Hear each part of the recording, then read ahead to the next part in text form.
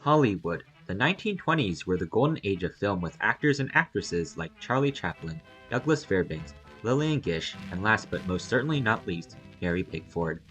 Mary Pickford was born Gladys Louise Smith to a poor family in Toronto, Ontario in Canada, April 8, 1982. She is most famous for her acting during the silent movie era, being one of the first movie stars along with the likes of Charlie Chaplin. However, her career in the performing arts started in the theater when she was at the age of just 7.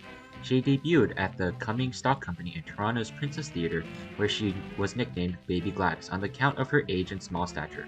She got her first acting role as an extra in a short film called Her First Biscuits in D.W. Griffith's Biograph Company, April 20, 1909, where she was paid $10 a day. Her first starring role was in April 24, 1909 in the short The Violin Maker of Cremona. She caught her first real big break in her career when she played Jezebel Skinner in the 1914 silent drama Test of the Storm Country. After its release, her salary skyrocketed to $1,000 a week, which is equivalent to $27,880.27 in today's money.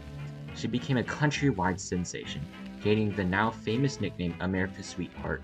She became well known for playing young girls in her roles in other films like The Poor Little Rich Girl, Rebecca of Sunnybrook Farm, and A Little Princess, to name a few, as well as her dual roles like in Stella Maris, where she acted as an invalid girl and an orphan girl, and Little Lord Fauntleroy, where she acted as a young boy and his mother.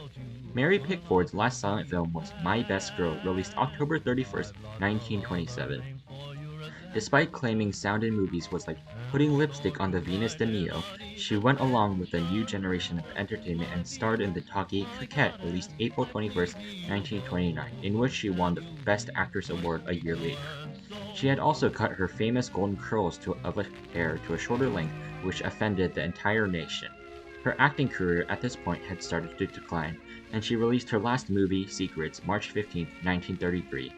Mary Pickford secluded herself in the Pickford estate, receiving only phone calls from all but her closest friends. March 29, 1979, she accepted the Oscar Honorary Prize for her contributions to the film industry. She eventually died due to a stroke May 29, 1979 in Santa Monica, California. Throughout her extensive career as a movie star, Mary Pickford had her fair share of men in her life. Her first husband was Owen Moore. They met on the set of Her First Biscuits in 1909 and secretly got married 2 years later in 1911. In November of 1915, Mary meets her future second husband, Douglas Fairbanks, at a party and simply strikes a friendship. However, a mere year later, the two share an emotional car ride through Central Park and start a love affair. 2 years into their love affair, Beth Fairbanks, Douglas Fairbanks' then wife, files for divorce on the grounds of infidelity, not naming a correspondent.